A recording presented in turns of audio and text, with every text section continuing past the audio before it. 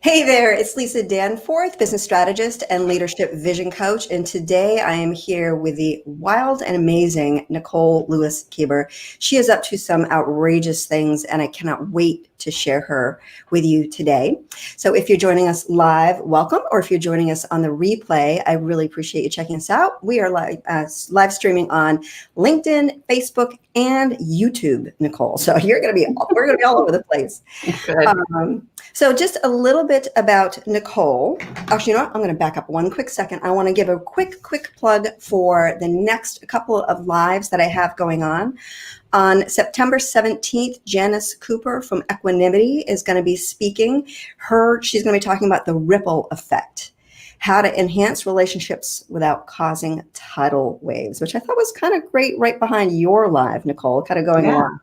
That's on the 17th at noon. September 24th, I have sales consultant and sales coach Rhonda Byrne. She's going to be talking about selling in a virtual world. So we've got some really fun things popping up again, Thursdays at noon. And now I'm going to jump in and share a little bit about Nicole. The thing about Nicole, we met in a coaching program 3 or 4 years ago, was it? I mean, just a long time ago, and we've stayed connected, and it's just been so much fun. So a big shout out to Jean. So here is just a little bit about Nicole. Got to put on my glasses so I can see. She's a business therapist. I love that because we all need therapy when we're in business, right? And a mindset coach who works with entrepreneurs to create and nurture healthy relationships with their business. Who doesn't need that? Post below if you do. Nicole is a licensed clinical social worker and a master in social work, and has a rich and varied experience as a therapist. And get this, she's a certified Brene Brown's Dare to Lead methodology. She's also been featured on numerous media outlets, including Fast Company and NPR, for her work in breaking stigma of mental health and business ownership. Like, my heart is just full listening to that because it is such a struggle. Nicole writes and speaks about the impact of small T trauma on business, but her biggest, most important work is in combining the therapeutic process with business coaching to help entrepreneurs build emotionally sustainable and financially stable businesses. Boom, I'm going to hand that over because so much. So can you just share a little bit more about yourself and your journey of how you got here? Because it's such impactful work. Yeah, I'm happy to. As my bio said, I have a master's degree in social work. I'm a licensed clinical social worker. And I went for my license to be a clinician so that I could be a therapist and be more in the behavioral health track when it comes to social work. There's a lot of different ways that people are social workers.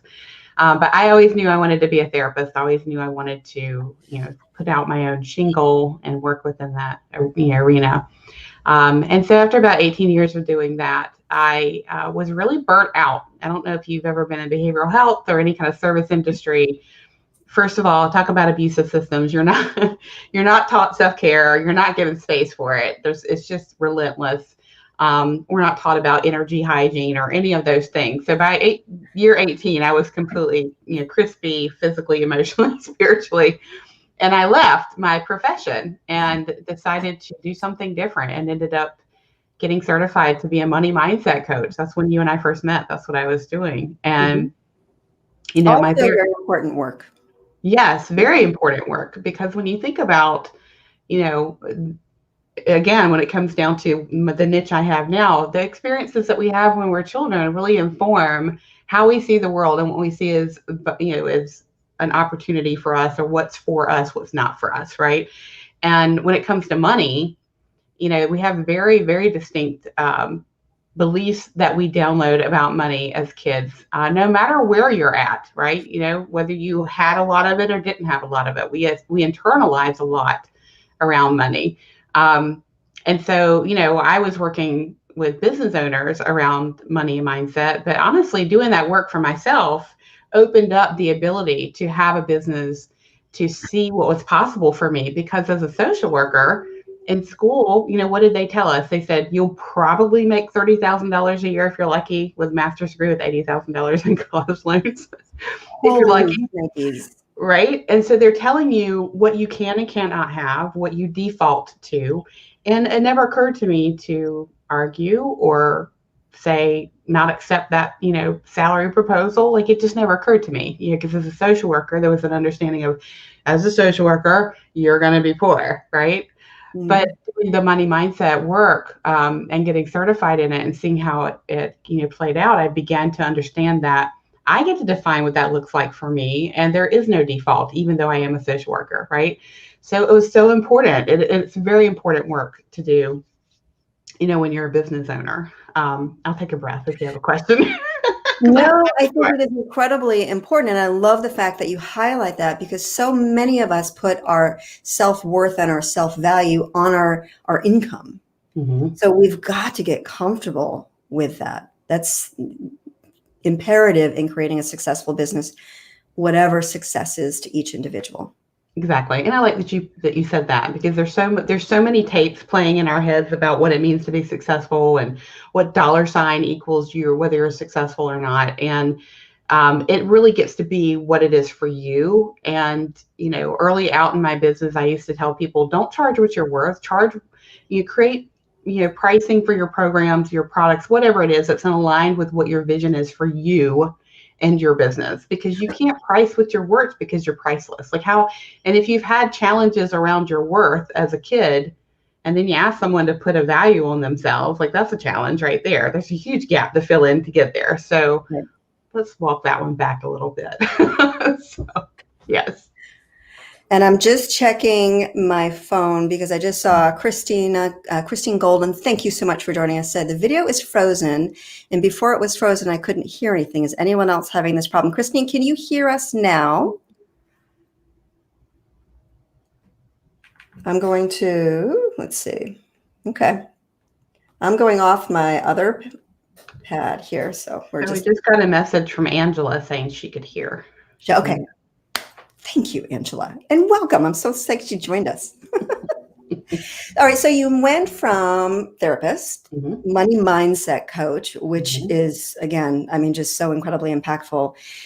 I've done a lot of that work, and I still sometimes struggle with the bottom line, putting my worth on what it is, how much I'm making. So now, what was it that really, said, okay, I'm going to move in this direction, work with Brene Brown, double down on this work? Can you share a little bit about that? Yeah. So, early out when I was doing the money mindset coaching, what I began to see is that there were some gaps in the mindset world, and that were actually some practices that were pretty harmful to people. And so I actually had to figure out, what worked for me to still work within the mindset realm, but also honor the fact that people have varied experiences growing up, and also that trauma is playing out a lot in people's experiences. And so I began to see within my own business and within clients I was working with, that it wasn't always a mindset issue for them. A lot of times they were having a childhood trauma response that was playing out in their money, or was playing out in their business. It did in my business, or about 2 years in, and I recognized it, thank gosh. And it just opened up my mind, to the fact that, wow, okay, so I started a business, and I'm thinking in a very business mindset, and thinking in a very money mindset situation. It didn't occur to me that my childhood patterns could come back around trauma in my business, but they did.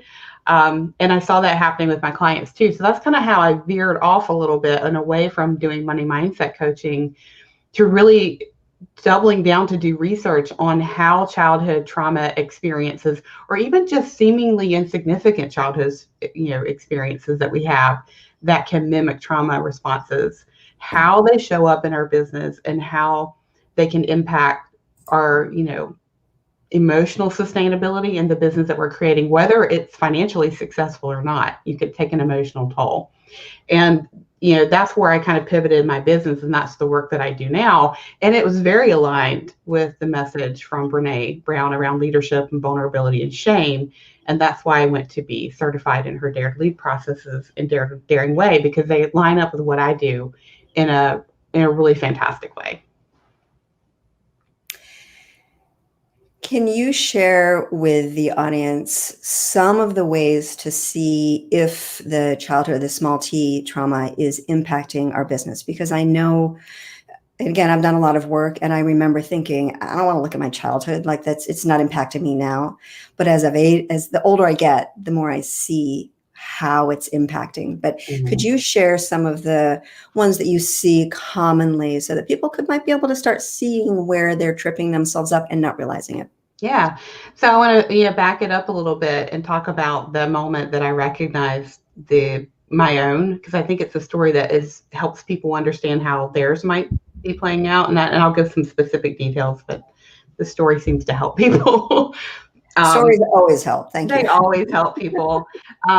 So, I think a lot of the people who were attracted to working with me around the coaching piece of it secretly wanted to work with me because I had also been a therapist. So I think there was some unconscious stuff going on there that, their business finally made it worth doing some of the work, or like the stakes were high enough that it was worth it to do the inner work for their business. Maybe they wouldn't have done it for themselves, but their business motivated them to look at it.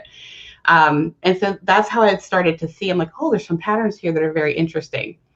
But what happened for me is about 2 years into my business, I recognized that I had created a abusive relationship with my business that was mimicking some childhood, experiences that I had. And I just want to give kind of a trigger warning here and say I'm not going to go into great detail here, but if you had childhood abuse of any kind or any kind of trauma around, parents, might want to sit out for 2 minutes or take a deep breath, ground yourself. I just always like to give people a warning that I'm going to talk about that. Well, we said we're getting raw and real. So. Yeah, and you can do that and still not re-trigger people, right? Mm-hmm. So what I recognized is that this business of one, because there was nobody else in my business at that point, it was me. I was feeling really beat up by it. I was feeling like quitting. Only 2 years in, already feeling like quitting, feeling like a loser, feeling like this is not going to work for me. It's going to work for everybody else. Feeling like I could not do anything right. No matter if I got a new client, raised my rates, it didn't matter what it was. I always felt like I wasn't doing enough or that it wasn't the right thing. And I never got that relief. So I kept striving for the next thing, but never felt satisfied and never felt relief. And I felt judged. And so I had to, I woke up one morning and read this book by Big Magic by Elizabeth Gilbert. That is such a good book. It's such a magical book. And I got to tell her that in person a couple of years ago. It was just fantastic. Oh, I remember seeing the post. It was so cool. Yeah, we both cried. But in that book, there was just a chapter in there about a human, I think it was environmental science professor, I think. And she was talking to her class about, nature and, their study of nature. And she asked them, she said, everyone in the room who loves nature, raise your hand. They all raised their hand. And she said, everyone in the room who believes that nature loves you in return, raise your hand. And only a few people did. And she said, this is the challenge. Why would you spend 4 years, all this money studying something that you're interested in, but that you don't feel like reciprocates that love and attention? And I had a breakthrough moment that morning, right? And I was like, I love my business and I have put all this effort and time into it, but I do not feel like it loves me in return. In fact, I feel like my business is, being kind of abusive. And how did this get set up this way? I set it up that way, right? And why would I set it up that way? Because it was a stressful environment. It was a new thing for me. The stakes were high. And so I defaulted into creating a relationship with my business that mimicked the relationship I had with my mother, where I never felt like I could do enough and never felt like I was enough, right? And when I had that aha moment of that week, we are in a relationship with our business. Therefore, we are prone, and it's possible for us to replicate childhood experiences, particularly around relationship or trauma, in our business. All the pieces of the puzzle just started to fall into place. And I began to understand that we do not drop our baggage at the door when we start a business. We bring all of who we are into it, including childhood trauma patterns. And that is when I began to see really specifically how they showed up. And I'll share that in a minute if you have any questions before that. No, it's so absolutely resonating. And I'd love to know if anyone is listening or watching on the replay, if you could post a comment in the section, any questions that you may have or insights or epiphanies that you might have for Nicole. Yeah. So many times I hear people say, my business is my baby, or, I birthed it. And my reply is always, I don't want my business to be my child. Like, I want my business to take care of me, to be supportive, to have, you are not your business. It is something outside of you that you're relating to. And so you can do that with intention. And you can do that from a place of requesting support and putting structures in place so your business is supporting you as opposed to driving you, without that relief or feeling that satisfaction. So what I began to see around, let's say, like the details of how this shows up for people. First of all, I want us to acknowledge that people who are entrepreneurial, many of them that I know and have worked with, are entrepreneurial because they have skill sets that work for having a business and being entrepreneurial, that were created out of those childhood experiences, right? Can I just ask you, have you seen part of that being sort of a safety issue, that when we take control of our environment, that we have more control and it creates more safety? Can you just talk about that for a sec? Because that's something that comes up with my clients often, and with myself as well. Yeah, absolutely. It is a control thing. It is a safety thing. It absolutely comes from a need to be the one who has all the knowledge. That's safety, right?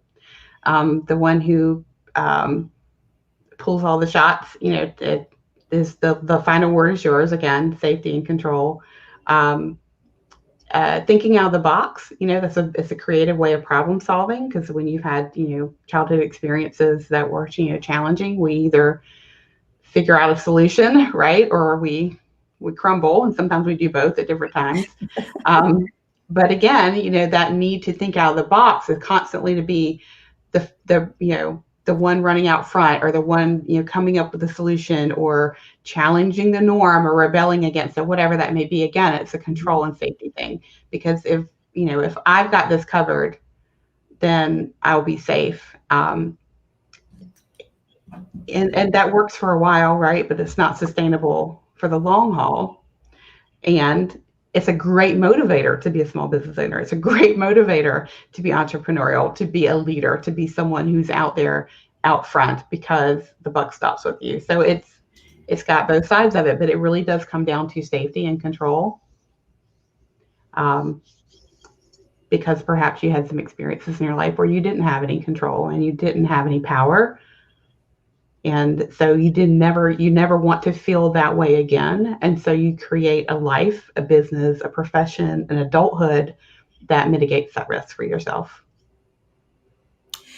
Can you go a little bit deeper on that and talk about conflict, either with personal relationships or professional relationships? Because I know teams, this is a big topic that can impact how everyone's collaborating and cooperating. Yeah, we talk a lot about this with the Dare to Lead stuff, and that first of all, people think that having an opinion and having a conversation where there's two people with different opposing opinions, or maybe they just haven't come together yet, that is conflict, right? We use the word conflict in a lot of ways that is not actually conflict, and so that sets us up to be fearful, and it sets us up to believe that we must be on opposing sides and that that's a bad thing, right? So but that's what we're taught, right? Again, the whole thing about not using your voice, not setting a boundary, not standing up for your opinion, people pleasing, all those things come down to us having this belief that having an opinion that's opposite at someone else means there will be conflict. And it doesn't necessarily have to be that way. But we've been programmed to look at it that way because of those experiences we have a lot of time. So, when it comes down to it, in having teams, is if we can change people's understanding about the word conflict in the workplace, and that you can have conversations with people who are not on the same page with you in a respectful and humane way that honors both of our humanity, I think it changes the culture of teams. It changes that expectation, and also understanding that we are all human. We all bring our own experiences, to the workplace.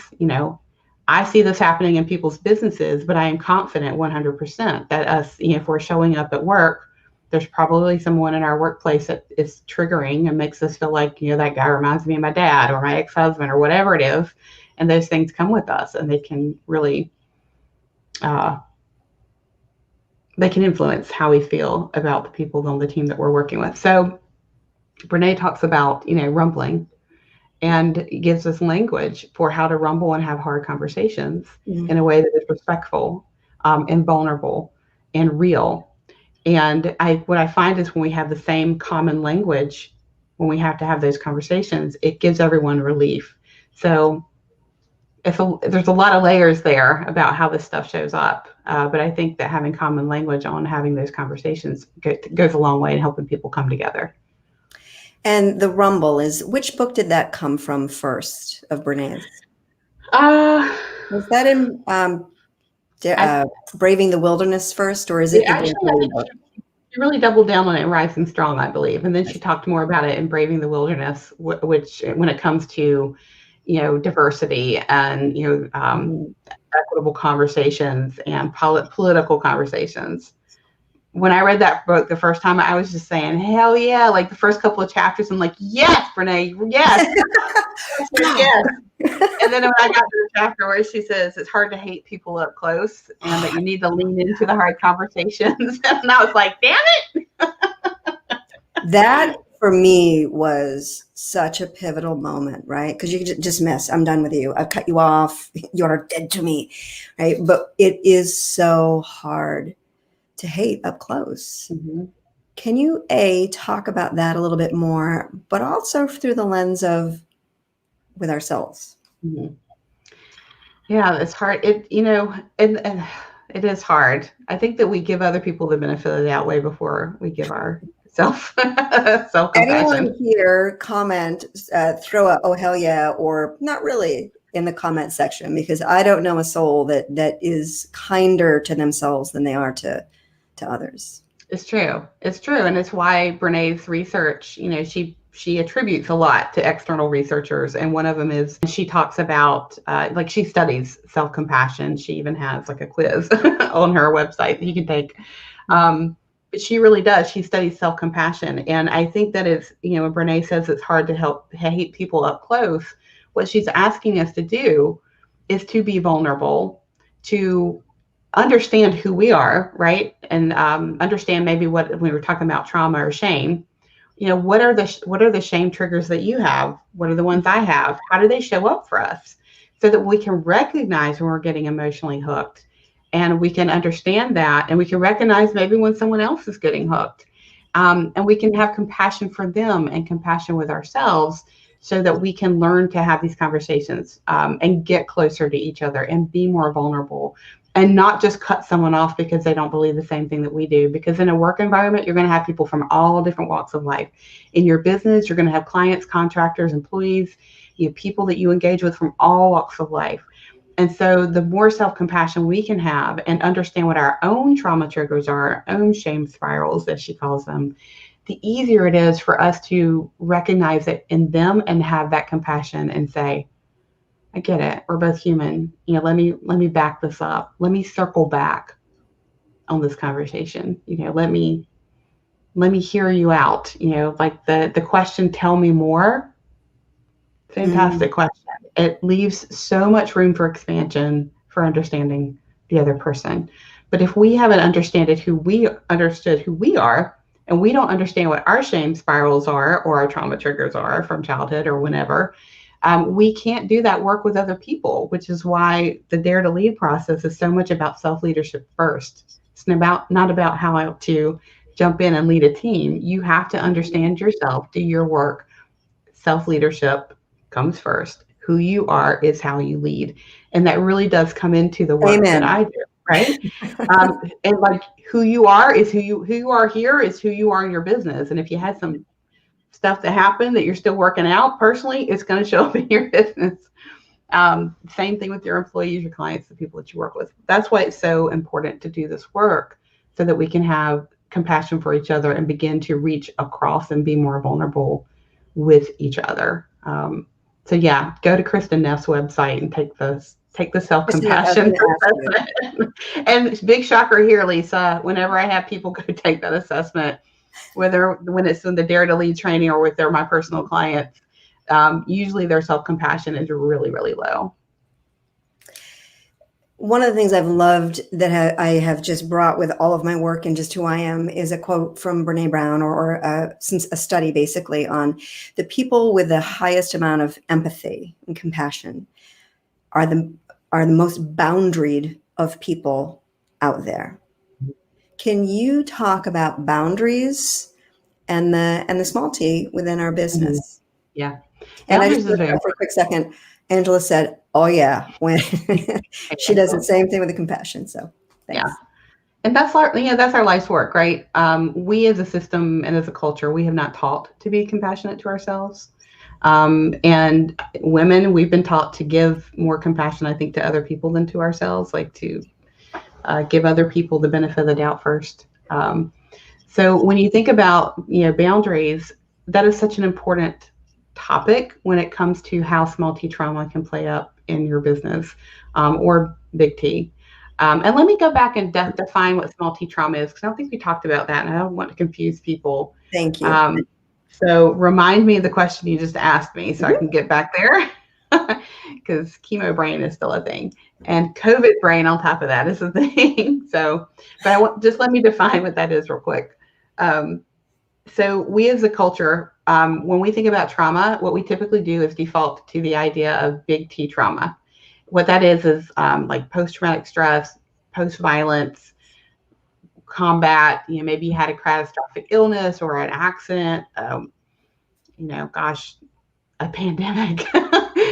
Things that are unexpected and that changes everything immediately, and can be so impactful to us. So when we think about trauma, we think about those big T traumas as a culture. But what we don't recognize is that there are other types of trauma. And one of the trauma types that I talk about a lot is small T trauma, right, from childhood. And these are cumulative experiences that we have when we're children that change how we see ourselves, impacts our sense of self-worth and sense of self understanding. And so they don't look like big T trauma. We tend to overlook them because we think it was no big deal, or who didn't have a crappy childhood. We kind of minimize them because we as a culture minimize our pain and our emotions in general. So we really don't talk about them. So it could be anything from, maybe you got bullied at school, and that actually can be a big T depending on how bad it is. But let's say you got bullied at the, bus stop, or you had a learning disability in school like I did, so that, every day I went to school and I didn't know how to learn within that system. So it eroded my sense of self, my sense of self-worth, my understanding of my intellect. I thought I was really stupid, and that's really not the case. Maybe you moved around a lot. You're always a new kid, so you had to modify who you are to try and fit in. Those are cumulative experiences that change who you are and change how you see yourself, but that we don't always look at them as trauma, but our body does, right? Our body downloads it and reacts to it in a way that is a trauma pattern.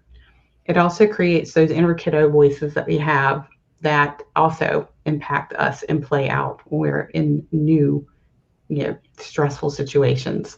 So it's important to define what I mean when I say small T trauma, because a Well, lot of can you people out there are just going, I didn't have trauma. And I would say, hang on. Yeah, you did.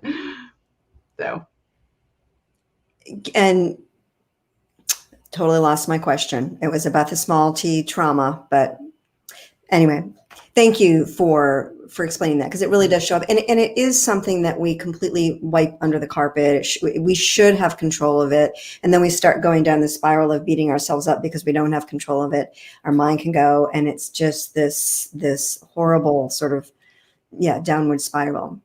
yes, because I see people who start a business all the time to try and overcome that experience that they had. Maybe they were bullied and people thought that they, would never make anything from themselves. And they create that I'll show you moment. So, so many businesses get created out of those experiences of I'll show them, Mhm. screw them. I'll be more successful than ever. I'll come back to my high school reunion. I'll be a millionaire. They'll all be sorry.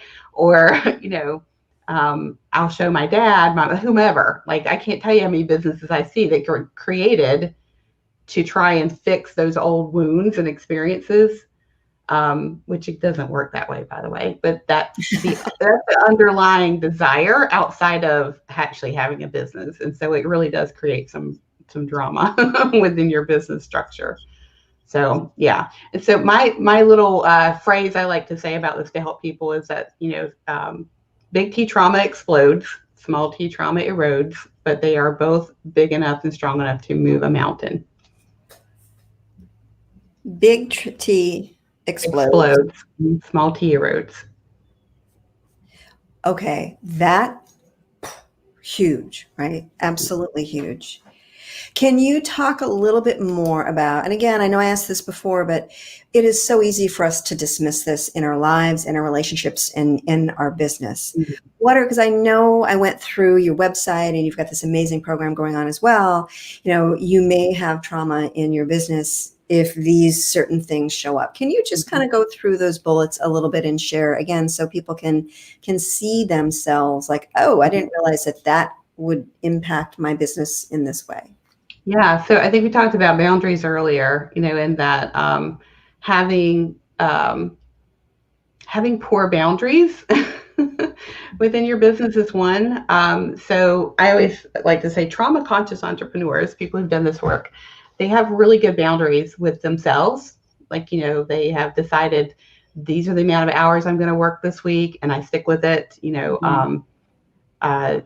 They just know themselves within their business, and they've just kind of negotiated what works for them, and they've stuck within those boundaries.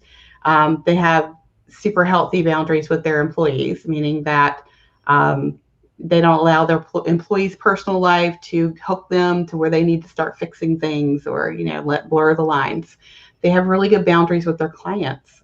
They understand that rest and renewal is as important as being in action in their business. So when you think about those bullet points, the opposite of that is that, boundaries are poor, working long hours, imposter complex, kind of codependent relationships with your clients, constant scope creep out of what you're meant to do with that client into something else because they want it. Like boundaries is a big thing. So, and it can play out in a lot of ways. So yes, boundary issues. When you talk about the anatomy of a traumatized business, yeah, boundary issues. Right. So let's take that and segue back into before you started explaining that the small T about boundaries and compassion. Yes. Those that are the most boundaried have the most compassion and or empathy. Exactly, because they are giving what they want to give, right? Not what they think they should. Not with stealthy intentions of if I give you this thing or allow you to do this, then I'll have some power over you, like whatever. So when we're, growing up, just as children, there's a lot that we can't control, right? And so we just kind of have to defer our power to the adults around us. Sometimes that's healthy. Sometimes it is not healthy. Maybe you were in a family where you had a very critical parent and you weren't allowed to have an opinion. You weren't allowed to have boundaries. I grew up in a family where you weren't allowed to have boundaries. Like you had to do what you're told. When you're out in the world, hug that person whether you want to or not. Whatever it may be, your sense of autonomy and self and having a boundary that you can say and reinforce wasn't allowed. It was, dismiss who you are and comply with the family structure. Dismiss who you are, comply with whatever structure it is. And so, and when you've had wounding around your power growing up, you were taught that you are not allowed boundaries and that if you try and assert a boundary, it can be unsafe for you, right? So what happens then is that ends up playing out in our adult relationships, in our business, maybe at work, because we were conditioned to not have boundaries and we were conditioned to put the other person first. It can play out in a lot of ways that are very unhealthy. And so what Brene is talking about is that the healthiest people that she knows are the most generous, have the best boundaries, and it is because they have power over their no. They say no to the things that don't serve them. They say no to the things that they don't want to do. They know that they're allowed their no. and that they are not beholden to anyone else. And so when they say yes to something and they show up, they're doing it from a place of integrity, of value and worth. They chose to be there. And so they are not resentful, and there's no stealthy, weird stuff playing out because they're just solid with their boundaries, right? Yeah, power over their no. I love that. I just want to share a quick story that you really triggered in me, and it's something that I've actually been working deeply on over the last few years. Is for me, I wasn't allowed boundaries. My boundaries were not important. My boundaries were my parents' boundaries, loving parents, but I had no ability to have my own boundaries. But here's what would happen is I would be recognized in the good girl because I was compliant. I didn't bump up against, oh no, this is my boundary or no. And that has impacted all of my relationships until I've been seeing how lack of boundaries, lack of feeling the right to establish a boundary truly has us pretending to be someone else so that we can get the recognition, we can get the pat on the head, and we can also avoid the wrath of saying no and having to deal with the fallout of that. So if this has ever happened to you, please post in the comment or just sort of, think about it, because it is impacting our business. Power over our no. I love that. I mean, because what happens, and we say yes to everything, we just feel ourselves being in resentment all the time, Mm-hmm. right? And it comes out sideways. We become passive aggressive, or we become, self-abusive to ourselves because we drink too much, or we eat too much because we're trying to numb the fact that we have not set a boundary and that we've said yes, and we have, lost ourselves to the people around us because we have not set a boundary because we weren't taught that we were allowed them. So, my nose is itching, so that must mean that it's You're hitting spot a on. nerve. Tickle, tickle. So what would you recommend for people? What's sort of the first step if they're like, I'm really seeing there's some small trauma, maybe it's boundaries, maybe it's something else, but what's the first step that someone could start leaning into this? Because it is a scary space if you haven't explored it much before. Yeah, it really is. I would say, don't do any of the heavy lifting alone. Therapists are fantastic. And I think we need to normalize, the use of therapy and the fact that, if you've had any kind of trauma in your background, you probably have some other challenges like, anxiety, or, bouts of depression, or maybe some like ADHD like I have, like those things also kind of come from having those traumatic experiences when we're kids. And so as you're thinking about that, if you're having an aha moment and you're like, oh, wow, that sounds like me, go slow, right? Because what happens is you have the aha, the oh shit, and the now what, right? So just go slow, let yourself have your aha, know that the oh shit is normal.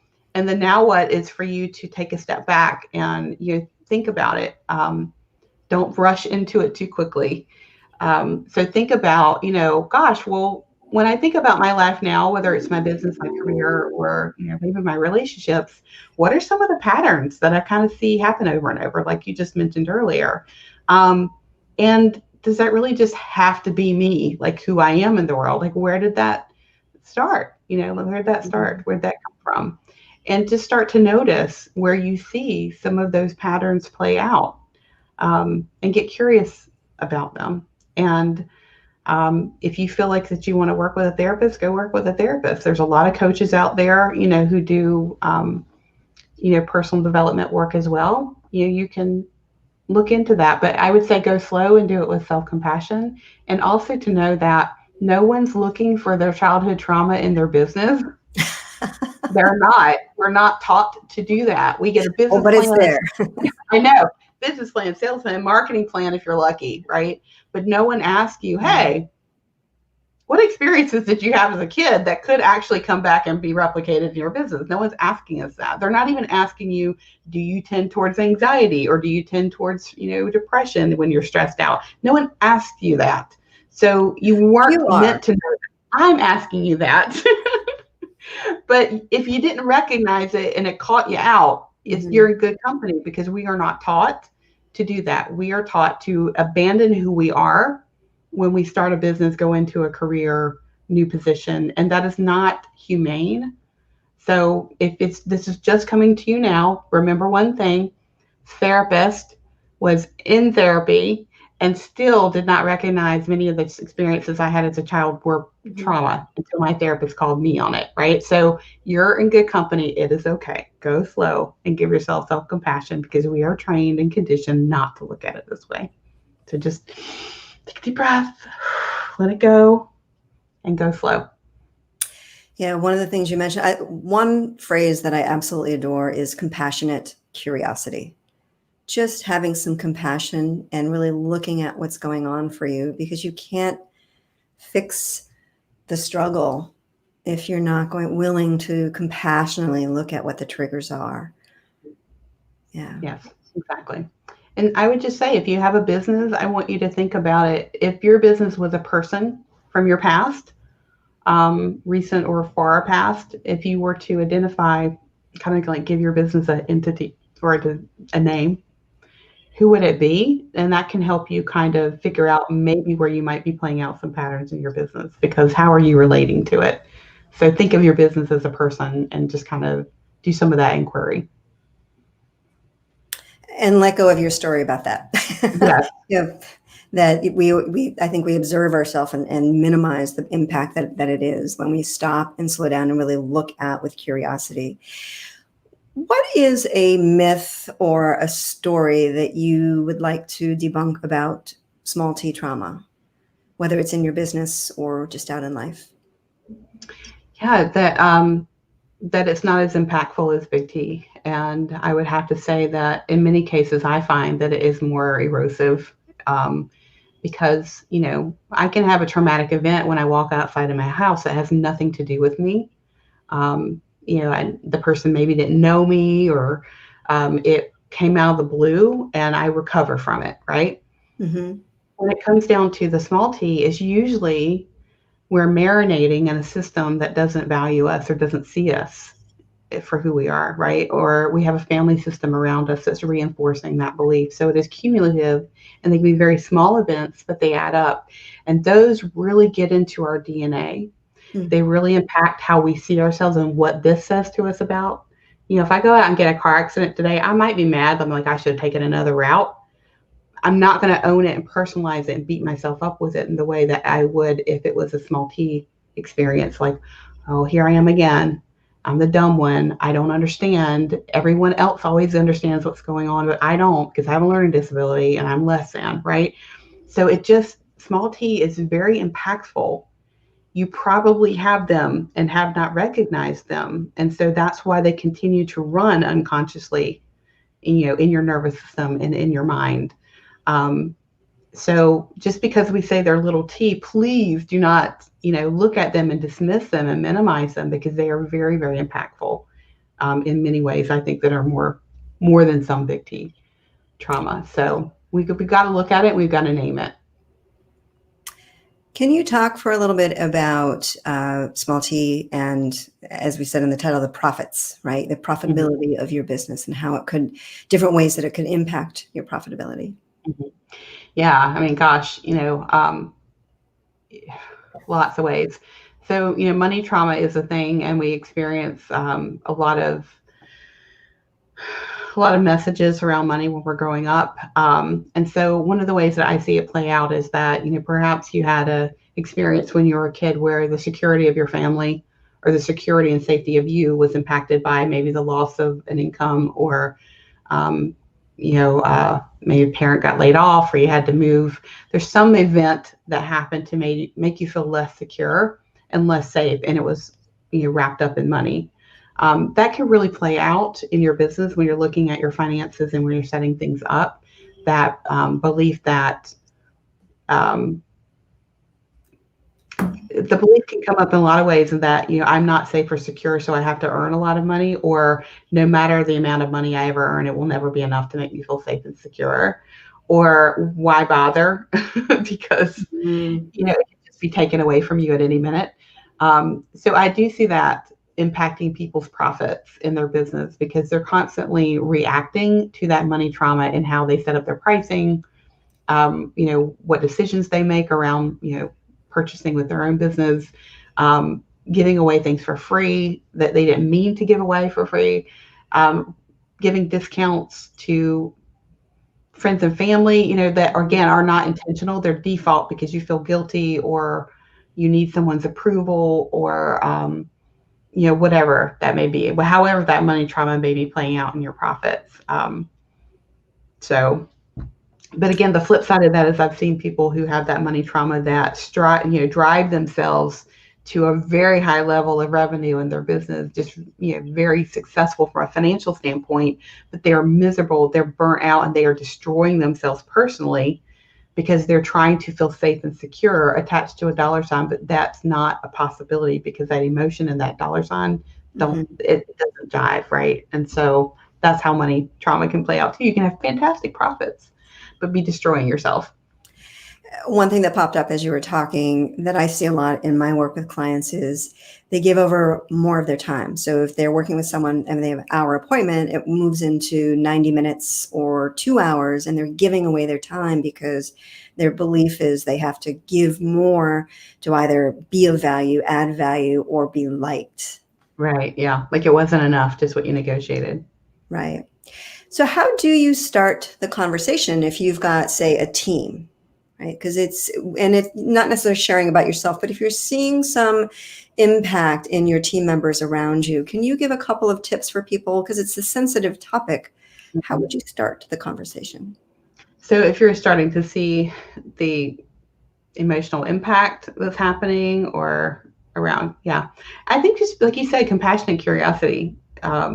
If you have a team member that you see might be struggling with something, like their behavior has changed, their work has changed, like something has changed for them, just being curious, and checking in with them and just saying, I've noticed you've been late to the meeting a couple of times. I just wanted to check in with you and see how things are going. Not to immediately reprimand the person or make it a problem, to be curious about what their experience is, right?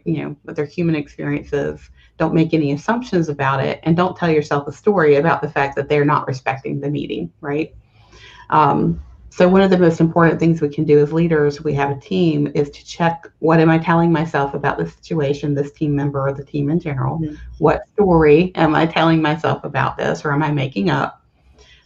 Checking in with that, and then being curious, with the team, and asking, questions to that person or to the team at large, to try and help them begin to see where they might be sitting in relationship to that one situation. Maybe it's some layoffs, or maybe we made a mistake in something, we've got to reckon with it. Being curious and a little vulnerable yourself, and compassionate for yourself and the people in the room goes a long way. Great safety. Yep, that psychological safety in the room is so important. Yeah. What are some of the resources that have helped you along the way? And now I know you've talked about Brene Brown, but what are some other resources that have really supported you on this path? So I can't say enough about Brene's work, because I really, and I have others, but I always have to come back to her because her work is research based, right? It is aligned because she's not coming out there and saying, I am Dr. Brene Brown, and I downloaded this information and I'm now going to share it with you all. It did not work that way. She says, I am Dr. Brene Brown. I still struggle with this. I'm still learning how to rumble. I'm still learning how to, move from, armored leadership into daring leadership. This came from the research that we did, and we are working on bringing it into the world, living it ourselves, teaching other people, right? There's so much self-compassion there, and there's so much that's reinforced from the research that I feel confident to say, this is how we can do this. So her work, for sure. She was also a trailblazer. No one wanted to talk about shame or vulnerability at all. I mean, the stories that she tells about what people have done to try and mitigate her talk, to say, don't use the word shame right before she's about to go on stage and speak to 1,000 people. So, to hear her stories about how people tried to shut her down has always been such a lifeline to me, because it it's only very recently that people have started to allow for the conversation around trauma in business. Not even 2 years ago, I had people telling me, don't use the T word, you'll scare people. Call it something else. Call it overwhelm. Call it burnout. Don't use trauma. You're going to scare people and they won't buy anything. So the fact that she was that trailblazer who's like, no, we're going to call it what it is because we can help people get free from it when we know what we're working with, right? So got to name it to claim it and change it. And so I love her work so much. But Kristen Neff's work has been invaluable to that self-compassion piece of it as Can well. you spell her last name? Yes, Neff. Okay. Frank. Yeah. Okay. Mm-hmm. And I'm an entrepreneur. I've read all the books, like The Big Leap. Oh yeah, that book is fantastic. Mm-hmm. Yeah, it really did. Like, it helped me when I read that book and used it as a resource to see, like, yeah, we absolutely sabotage ourselves. We do, because we have been taught to have a capacity for joy, happiness, and success. Mm-hmm. And if those people are sabotaging their success, how might I be doing that? So, like, I find that book to be a very useful resource as essentialism as well. That book as well. That one I buy, I give out, I suggest all the time. It is How to Discern Between the Trivial Many and the Vital Few. Like, crazy. Mm-hmm. So, is there any question that I haven't asked you that you feel that the audience should really be aware of or explore or think about?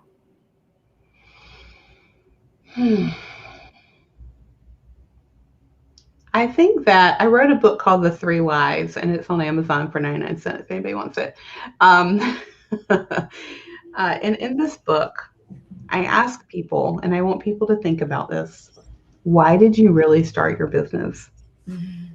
Did you start it because you wanted financial freedom? Did you start it because you wanted to be your own boss? Or did you start it because you wanted to feel powerful, to be in the spotlight, to finally be valid, to prove a point to someone? Because that is a pattern that I see play out in people's businesses a lot, to the point where I wrote a book about it.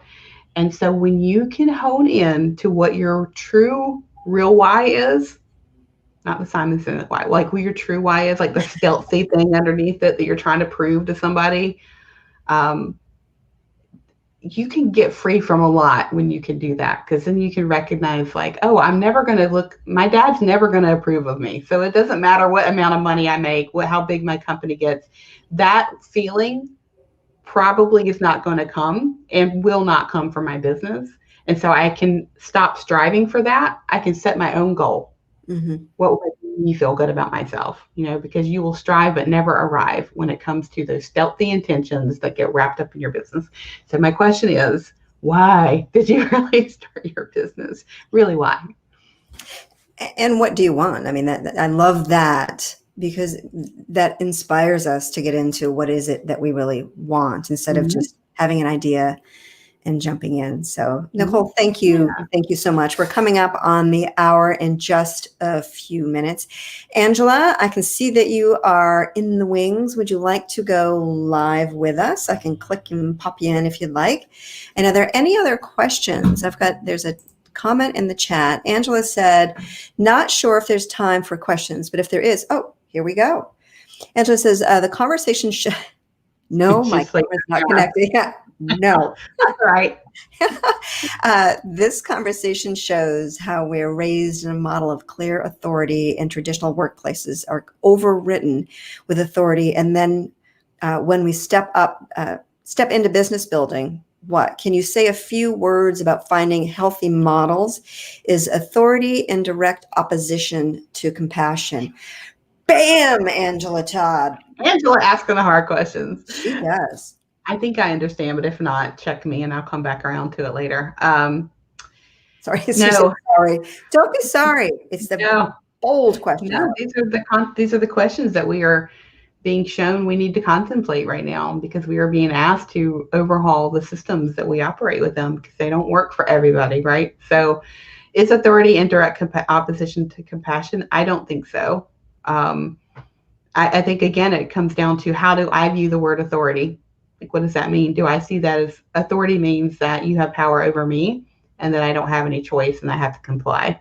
So we would have to define what authority means, because I think that you can be an authority and have an immense amount of compassion, and you can be in a place of authority and also have an immense amount of compassion. So I think we would just have to define that differently, and see, it just shows how words matter, and how we see the definition of a word, right? Because some people will look at that word authority and it makes them shrink and feel controlled, right? So it comes back down to what Brene Brown talks about, with that we are being called to step into leadership that is power with, because the power over structures of leadership are crumbling before our eyes. It doesn't look like it, but they are, right?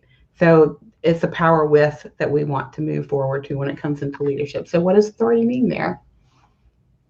But yes, you're right. Our traditional workplaces have been overwritten with the idea of what authority means, and where our own agency and ownership intersects with that has not been a place of empowerment at all. It's been a place of compliance. Great answer. Thank you. Thank you. Thank you. Thank you. All right. So we're coming up in the hour. I just want to share, is there anything else that you want to share? Any other brilliant thanks, Angela said. No, I don't think so. This topic tends to stun people. So we'll just let them sit there, marinate, and they're like, what? So if you have any questions, please post them in the chat, and Nicole will go in and answer any ones that you may have as you're listening. Maybe you're kind of percolating on something and something pops up for you. You want to ask her. Please go back in and just tag Nicole if you can. I'll be watching the thread so I can tag her if you don't, so that she can answer your questions. Nicole is absolutely brilliant. She knows what she's doing, and she brings the compassion and the passion that is really going to create the change that we need in the world. So thank you. Thank you. I want to finish up with, again, saying that we've got a couple more amazing lives scheduled already. So September 7th is with Janice Cooper. She is all about empowering people, inspiring leadership, and is a facilitator of change, much like you, Nicole. And again, it's called The Ripple Effect, How to Enhance Relationships Without Causing Tidal Waves. And September 24th is with my dear friend and colleague, Rhonda Burns, who is a sales consultant and sales coach. And she's talking about selling in a virtual world. It's already tough when we're in person, but virtual, how do you reach out? Yeah. And then on October 1st, I'm talking with Lori Hybe from Keystone Clicks, and she's got a podcast called Social Capital. And we're going to be working on the topics for that. So thank you so much for joining us. Nicole, where can people find you if they have any questions? And if you want to share a little bit more about it, I know that your program just filled, but there might possibly be some slots. Yeah, thank you for asking. So they can find me on my website, which is nicole.lewis-keeper.com. And I'll come back through and put links and comments. They can also, I always recommend that people go to medium.com and look for my profile there, Nicole Lewis Keeper. I read a lot of articles on the impact of childhood trauma on business. So if you're just kind of curious about how it might show up or some more about this, that's a really good place to start to just educate yourself a little bit more. And yes, I did just launch a business intensive called Do No Harm.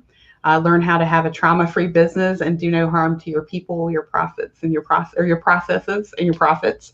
And this intensive starts the 23rd of September. We do have, we could probably take one or two more people if someone's interested. But really what we do in this intensive is we're talking about what childhood trauma, small t trauma is, how it impacts your business, how it impacts the structure of your business, the people how it might be impacting your employees and your contractors or clients, and also what it means to be a trauma conscious entrepreneur when you are marketing yourself to the world to do less harm in your messaging. Because I see a lot of people, using a lot of very triggering language out there. So it's a very unique program. I'm super excited, to offer it. And this will not be the last time, because this is my life work. So follow Nicole on all sorts of social. She's just brilliant, and you will learn so much from her. My two biggest takeaways: we have power over our no. Boundaries are a huge passion of mine so for you to say that was just so big for me. And then also the, aha, oh shit, now what? Right? There's the transition to move through. So thank you so much for joining us. Greatly appreciate it. And as always, to your success. Thank All you right. so much. Bye.